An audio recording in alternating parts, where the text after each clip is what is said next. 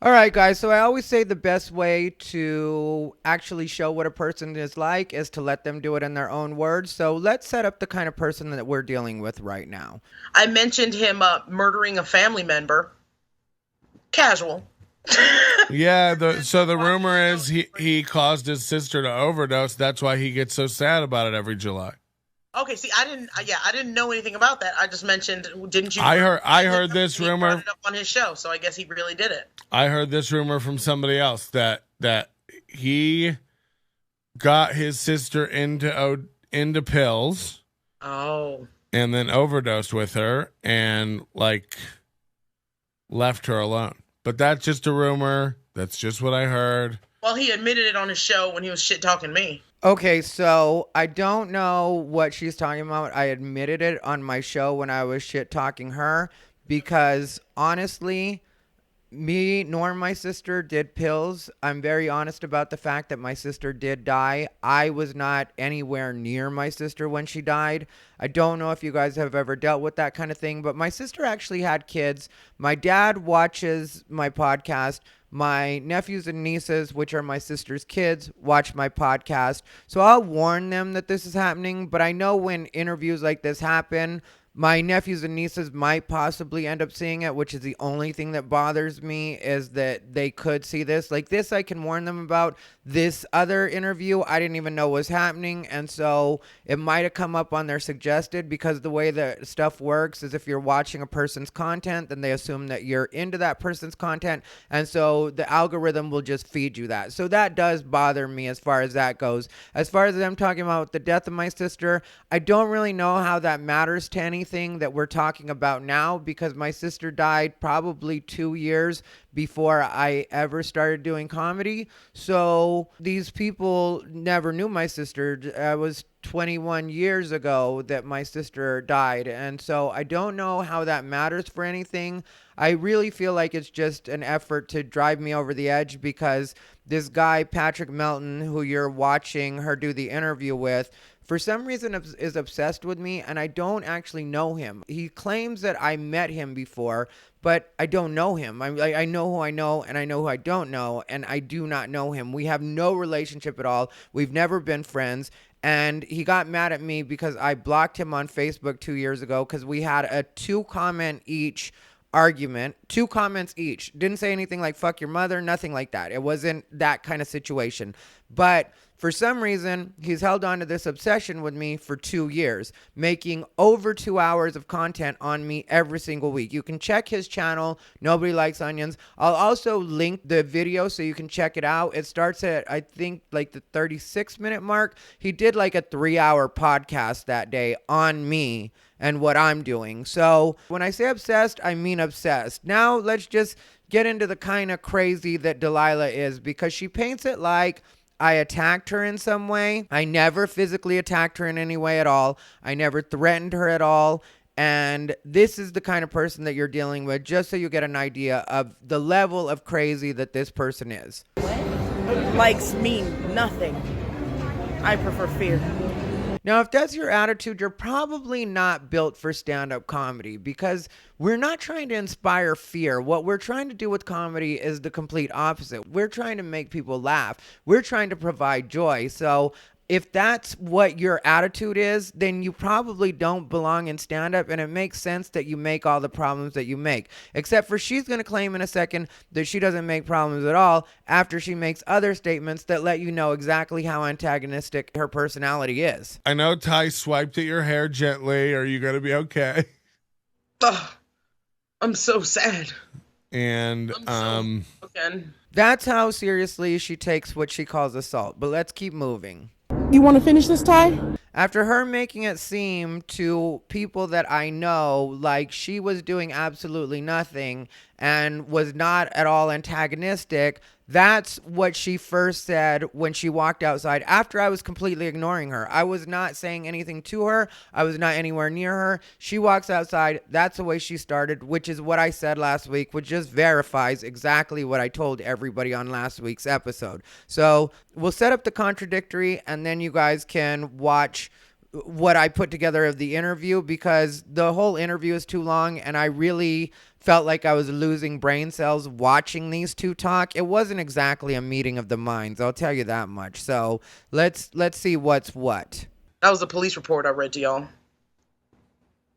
What's the police report say? Can we get a copy of that? Oh, fuck. Everybody's getting a copy. Everybody's getting a copy. I can't wait. And then I said, no, you can talk shit in my face for once. Here I am. The look of horror on his face was priceless. As a retired dominatrix, I love to see men suffer and be sad or scared. Oh, anytime I walk up to him, he screams like a little bitch. None of you have insurance. Shut up. I can't even hit you because you can't get help. I don't pick fights with anybody. I just want to watch comedy so my pain goes away.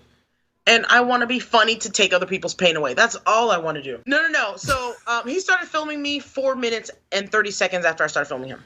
See, didn't start anything at all. She doesn't have that kind of personality, but she was recording me for 4 minutes and 36 seconds before I started recording her. So you could see how I was already tired of this bitch. There's no reason to be bugging somebody that doesn't want to talk to you. I scream like a little bitch every time you talk to me. Well, how about you don't talk to me? And I don't scream every time she talks to me. Technically, I walk away anytime she talks to me. The only time I said anything was when we were New Year's Eve and she tried to talk to me, and she walks up to me and she's like, I know you hate me, but, and I was like, no, I don't want to talk to you at all. I have no interest in talking to you. And I walked away. There was not a scream. It was just letting her know very clearly I wanted nothing to do with her, which is where I am now, which is where I've been. Yeah, we broke up. Me and Ty were good friends.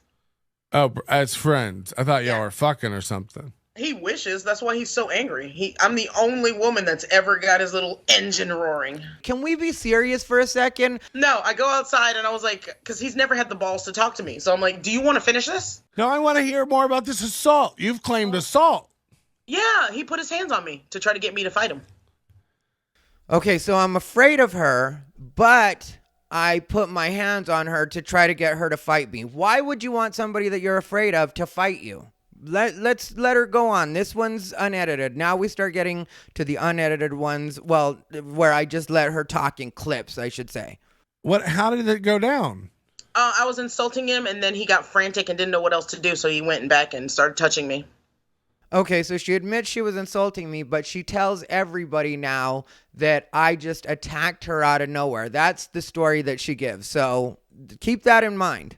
And nobody got this on tape? No, he filmed it. If you saw the video, you saw that I did not attack her at all, and I wasn't touching on her. I moved her hair to show her loose-ass corset, which I shouldn't have done because her hair felt disgusting, but I just moved it like that with the back of my hand to show her loose corset, and that's what she tries to make it seem like is this big thing. I admit, I shouldn't have touched her nasty-ass hair. I admit that fully. You talking about when he brushed your hair out of the way? Still touching. Unwanted. Yeah, but you said you went to the police and said this man whooshed my hair? Yes, and they said he's not supposed to touch you. I gotta be honest, if all he did was whoosh your hair like that, it feels crazy. And what did the police say when you went there? I told them everything, exactly how it was, because I didn't know. I wasn't sure if that was even like a thing. But then I remembered all the people that I love that he shit on and made shit up about. So you're going to press charges? Yeah. See, you don't get to file a restraining order, which is what she's talking about right here, saying that she was pressing charges and filing a restraining order as a revenge tactic for something else. She doesn't even know how restraining orders work. I mean, like, it can't be like, well, it wasn't really a thing, but since he shit on my friends, I'm going to go ahead and put this restraint. The cops just aren't going to go for that. The court system just isn't going to go for that. And keep in mind also that some poor battered wife right now is having to put up with way more shit than she should have to put up with as far as waiting in a line and dealing with an already jammed up situation because this person is trying to use a restraining order as a tool of revenge. But keep that in mind while she continues to talk. And then if you want to be at that open mic, he can't be. Yeah.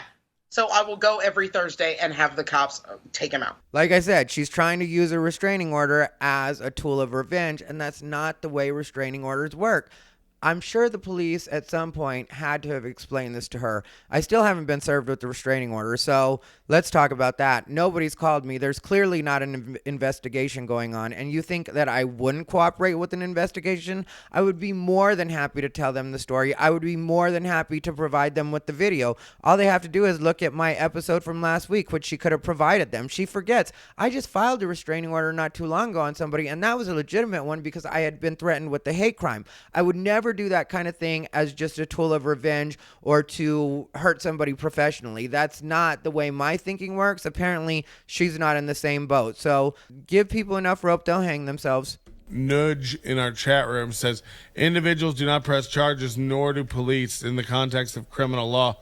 Only a municipal. Look at that face she's making right there. She knows she's being told right now the way it actually works, and she can't take it. State or federal attorney can decide to charge someone with a crime and file a charging document.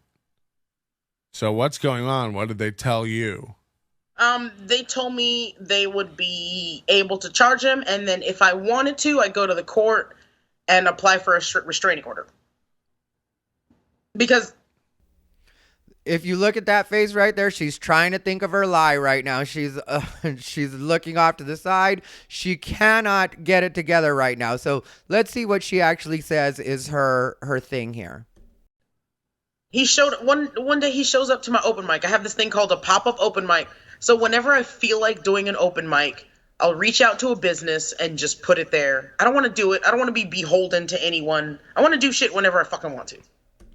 Okay, now this comes into play because you just heard what she said about not wanting to be beholden to anybody, but she claims she's upset with me because I stole the Ocha open mic from her, which was never hers to begin with. But if you know anything about the way Ocha works, AJ is in the position that she was going to be in, and AJ has to be there every week. I was on the road for 2 weeks. AJ had to completely take care of Ocha while I was on the road. He has to be beholden to that room. It's our responsibility. That's the way it works. You can't just decide you're going to do it sometimes and not do it others. And so she claims to be so upset because we took this from her, but then she admits that she never wanted the responsibility of it anyway. So what is it you're so upset about other than the fact that you just want to make trouble for no reason? Let's let her keep going, though.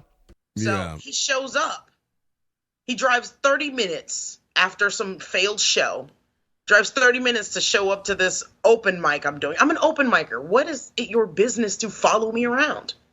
That is true. I did go to her open mic, and the reason that I went to her open mic was because my friend Lex Las Vegas was headlining that night. And we had just done a really great show, the stand-up sit-down comedy show, which I talked about on my podcast, and I even used the video at a point to post on YouTube. So it wasn't at all a failed show, and the thing was, I thought I could just go check out Lex Las Vegas, have it not be a problem. AJ didn't go with me. I actually went with another friend of mine. AJ was already there. That night was noteworthy because she didn't let AJ get on stage, even though it's an open mic, and he had signed up first that night and waited all night, not just to do his spot, but because he was there to support Lex Las Vegas. Because the way that I've always said it and the way that I always feel things is we can all be in the same space and there not being any problems. I ended up talking about that on an episode, and it was because she made such a big deal because I didn't want to be in a picture with all of them, and she took that as this huge insult. And I guess you could take it that way, but really, we're not friends. We don't fuck with each other. I was just there to see Lex. I ended up getting there late, so I didn't even get to see Lex, and I was just like hanging out in the parking lot because the friend that I was with was actually talking to other comedians, and I wasn't shading her in any way. I wasn't being rude, and I wasn't being like, or anything like that. It was just for me like, okay, well, now I didn't get to see Lex actually perform, do his first headlining set. And so I'm pretty much ready to go. And they went to all take a picture. And then I was like, oh, yeah, I don't want to be in the picture. And I walked out of frame. And then she acted like that was some huge insult to her. But the way she's painting it right here, I'm not at all following her. I don't care about what she does. I don't like her at all. Why? And he brings his little lackey. What's his name? Who cares? He looks pregnant. AJ? He's his lackey. Yeah, his lackey's mad at me because I never fucked him. That's why AJ hates me. AJ does not and did not want to fuck her. So I don't know why she says that. You'll notice that's a theme with her, though. Everybody wants to fuck her, which I told you guys last week. I'm just letting her prove to you that she's exactly the person I said she was last week. But I also saw AJ do a set last night, and I got to be honest, he's pretty funny. He was pretty. Oh, he is. AJ's funny. Where's Ty living now? What sector of the I assume he's on somebody's couch. That's what I wrote in the police report. I was like, you got to serve him at Ocha because I believe he's homeless. She's right. I just got off my couch. Like, I was just on my couch with Bijou doing editing. So I was on somebody's couch. That somebody is me. But I don't care what these people think. If they think I'm homeless, they think I'm homeless. But I won't have her make it seem like she had to tell the police to serve me at Ocha. She has my phone number. She's used it after I told her we're not friends anymore. So I know she still has my phone number. Plus, she's good friends with William Penelope Strange, who's also one of my friends. We used to be on group text together. And so if she wanted my phone number and say she lost her phone or something, she could just hit up William Strange and be like, hey, what's Ty's phone number? And I don't care who gives anybody my phone number. Give out my phone number. If she, I mean, like, she already had it, but give it to her again. I don't care. I'm one of those people. Like, people in this comedy scene have disrespected me and violated me like nobody else. I think he gets his little crew to sexually assault me just so they can go back and get props. Because a couple of the guys on the crew have come up to me and touched my breasts. That makes total sense, right? Like, I'm getting my friends, which when you talk about my crew, there's maybe 3 or 4 guys that you could say I really, really fuck with on the open mic as far as like talk to all the time and hang out. And honestly, there's 2 people that I really hang out with, and that's AJ and Trevor. And I know AJ and Trevor never go around her, and I know they certainly have never grabbed her breast. So when she's talking about my crew, it's like it doesn't really make sense. Plus, if you notice that, she makes it sound like so many people have violated her on the comedy scene. Well, why don't you name names? Who's violating you on the comedy scene? Because the real word on the street is that she's always sexually harassing the guys, to the point where some of the guys tonight told me that they refer to her as the female Harvey Weinstein of the Las Vegas comedy scene. And that is 100% true. And that's why I would tell the other comics, stay away from this girl, because she's going to end up making false charges against somebody, and somebody's actually going to end up losing their career or getting in some serious trouble because this person is trying to make it seem like there's stuff going on that's not going on. And this person does a disservice to women everywhere by making up stories about sexual assaults that aren't happening. Because I can guarantee you, I can 100% guarantee you that AJ nor Trevor have ever put their hands on her. People say that you remind them of Amber Heard.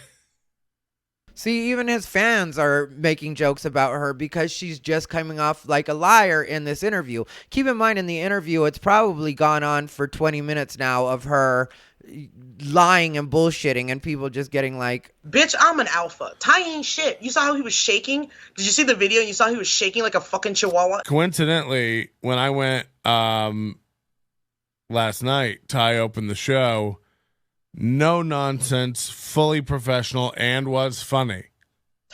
Ty's funny. That was the night after. The night immediately after he went down there. Because like I said, he's like borderline stalker. And I'm not exaggerating even a little bit. When I say go to his page and check out the amount that he's actually posted about me, you'll notice so like 90% of his videos, and probably more than that, probably closer to 95% of his videos are on me. Go check out his YouTube page. Like I said, I'm going to link it so you'll see this video like in its entirety. Like I said, if you want, start it from the 36-minute mark, and then you'll see her full interview with him. You'll see that she's technically crazier than I'm making her look with these clips. Oh, yeah. So he went after the host, who someone told me he put his hands on him.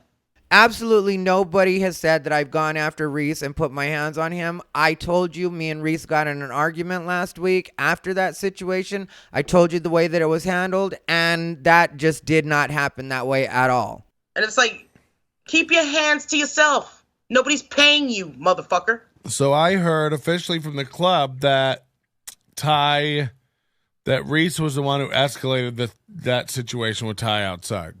Of course, black people escalated that. No, he didn't. Reese did not escalate anything. He brought it down. That's a complete fabrication. The club would never say that because that did not happen. Me and Reese did not deal with each other outside at all. So I don't know why he would even say that. Like, nobody at the club would say that. Nobody's maintained that me and Reese had any kind of conversation. Reese himself would tell you that we didn't have any kind of conversation outside, and nobody's alleged that I put my hands on him, because that just did not happen. Okay, so here she is talking about because he asked her in a really long-winded way what Wise Guys' response to her was about her being assaulted. They didn't give a fuck. They didn't give a fuck. You talked to Wise Guys about it? Not yet. Well, then how can you say they don't give a fuck? You're not being fair. They were there. Nobody escorted him off property.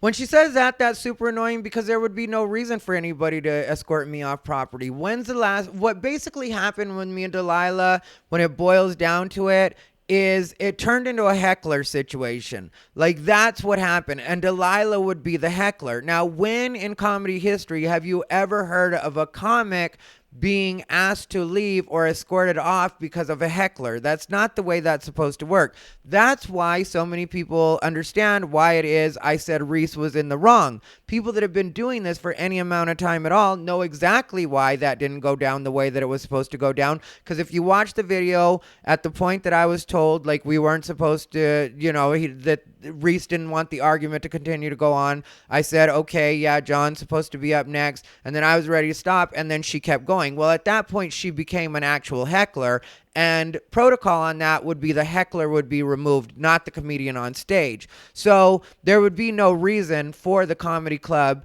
to take me out. Also, the comedy club didn't know that the argument even happened outside. So how would they take me out for something they didn't know that was happening? But we'll get to her addressing that right now. Same clip. I mean, did you go back in and say he's laying hands on me? No, I didn't. Then how would he be escorted off property? There's cameras. You think people are eagle-eyed glued to every camera? Come on, you got to be fair here.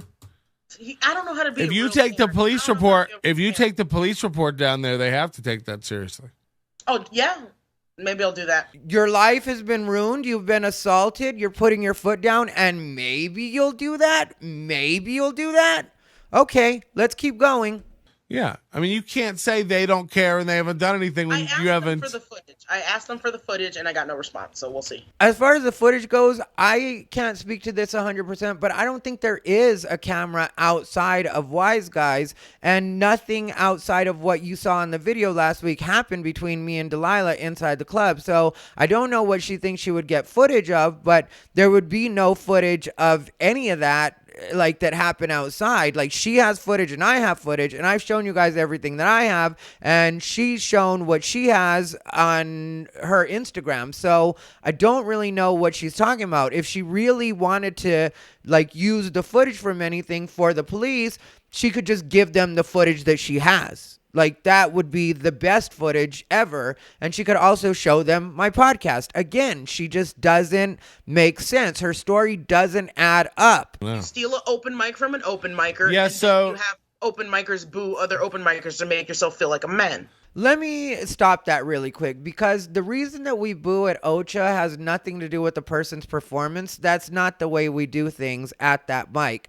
The reason that we boo people is if you run the light, if you go past your time. And that's a thing at a lot of open mics where people have problems with people going over their time. At Ocha, you get 5 minutes exactly. Everybody gets that. It doesn't matter how long you've known me. We've booed working comics that come and just do the mic just for the fun of it. We boo them if they go over their time. And a lot of people have fun with it. Nobody takes it personally anymore. That one guy got mad. Mark Seltzer got mad because, he got heckled during his set. But that wasn't anything to do with the booing. The booing is just, that's the way it works. Once you run your time, you get booed. At Wise Guys, you get a 3-minute set. Once you run your time, people just start clapping. All the comics start clapping. That's the way it works. So That is not anything to do with like my ego or anything like that. That's like respect your time, respect everybody's time. We're there till 3 a.m. usually, so we don't want the night to go on any longer than it's supposed to.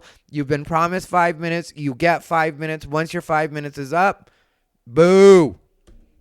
Let's get into that situation. What happened there? You used to run the Ocha Thai open mic. When did you start doing that, and how did you get into that? Now, if she was being honest, what she would do right here is say, I never actually ran the Ocha Thai open mic. But instead, here's what she does. So, I went to the Thai Ocha, and I was eating there. And I ate there for like a week, and I was like, well, as a fat bitch, I need to figure out a way to eat here free. I saw they had a stage, so I kept messaging the owner to try to get on the stage. AJ at the time, me and AJ were hanging out. We were writing a script together or whatever. AJ Rivera. And he says, oh, well, Ty knows the owner. So I messaged Ty, and Ty was like, okay, I'll get you the info. Next thing I know, Ty comes back into town and says, oh, we have a meeting Sunday night. We go 10 p.m. Sunday night to meet Note. We talk about setting up a show. And Ty says, I don't want anything to do with the show. You run the day-to-day. I'll come in and do the 5 minutes because that was necessary. The guy who runs it said, I want to see Ty every night doing 5 minutes. That's all Ty was supposed to do. Is that not what I've been telling you guys? I don't handle the day-to-day right now with AJ, but AJ knows that really I'm the one that deals with the owner. It's still my show. That exact position that AJ is doing is what Dee-Lie-La was supposed to do, but she wasn't able to do it because she's not professional enough to handle it. Instead, Dee-Lie-La thought she was just going to completely take over the show, and we didn't have the same way of seeing things, especially the fact that she wanted to charge comedians $5 to perform. And I was like, that's bullshit. Comedians shouldn't have to pay for stage time. I'm not going to charge people $5. And that's where we started to kind of come apart. Then after this, she goes into the situation with Trix, which I've already told you guys. She tells it a way that's not correct, but at the same time, I didn't want to put in the receipts to show that what she says on the actual interview in the long version is she starts saying like, and Ty was mad at me and said this and this, and I didn't give a fuck, which I admitted that I was mad at her when she first posted that picture. But the way she says she handled it and the way she was like, independent woman, not dealing, actually what she was doing was apologizing to me in text message, and I have those text messages. I just didn't want to pull the receipts and have to have you guys go through listening to all that. But if you want, like I said, it starts at the 36-minute mark on the episode linked below of Nobody Likes Onions. So then he what, like, makes you, he doesn't offer to cut you in? No, I even posted the note that I got from Note. The guy's name is Note for whatever reason. You know what was funny? My idea was to heckle so people could learn how to handle hecklers, and he told me that was a stupid idea. And then here he goes doing it. Well, it is a dumb idea. It's not heckle, it's booing each other because that's what makes him feel good about being a failure. I already explained the booing, and then plus the heckling isn't really traditional heckling. It's more like trying to help the comic out on stage, and it's me doing it usually, and it really is like I'll ask questions sometimes. I'll just try to help the situation out, and a lot of comics have admitted that they've actually grown from the feedback that I've been giving them when we're messing around like that. And so she doesn't know what she's talking about, and I definitely didn't take an idea from her, and she never was talking about her heckling or that was her idea. She's revisionist is what she is. Please check out the contract that I had with Ocha before Ty stole it. I'll put it I'll up. make copies for everybody. Look, I'll put it up on the screen, but you need to stop calling that a contract. It's written like a bad text. Look at the smile wipe off her face because she keeps saying contract, but she doesn't know what a contract is, just like she doesn't know the purpose of a restraining order. She's not a smart person at all. She talks about the fact that I only have a middle school education, which is technically true, just past middle school. I made it through the 9th grade, but I'm not dumb like this idiot. So now she's talking about Angie Crumb, and she's talking about how she deals with sexual harassment, and so she asked Angie what to do about the constant sexual harassment. But I think this was just to take a swipe at Angie Crumb, which if you didn't know, me and Angie Crumb have talked again. We're friends. I love Angie, like I said before, so no hard feelings for Angie. Actually, Angie just got a 10-minute like kind of special type thing put out, and you can check that out. I'll link that below too. But it's Angie Crumb's like 10-minute. It was shot professionally. Looks good. It was fun. I watched it, but it's only like 10 minutes. So if you get a chance, check that out. When I first started comedy, we were cool, and I asked her, what do I do about the constant sexual assaults? And she told me, fuck everybody, so it's old news. That was the advice she gave me. Angie would not give that kind of advice. Fuck everybody. What woman do you know, honestly, that would give that as their advice to dealing with sexual assault and sexual harassment? Is just fuck everybody so it's old news? Come on now. What year is this? When was that ever a thing? What year would that have been a thing in? But let's continue to listen to Delilah. Despite what I look like, I don't get laid. No, bitch, you look like somebody that doesn't get laid. I have to say that. You do look like somebody that doesn't get laid. It's not a surprise. You're not particularly, like, she tries to, that alone should tell you that she's delusional. Like, I'm not going to act like she's the ugliest girl in the world, but at the same time, we all know she doesn't look like the girl that's just fighting off dicks left and right. It's just what it is, sister. What's next for you? Where can we see you wearing a loose corset and a bad wig next?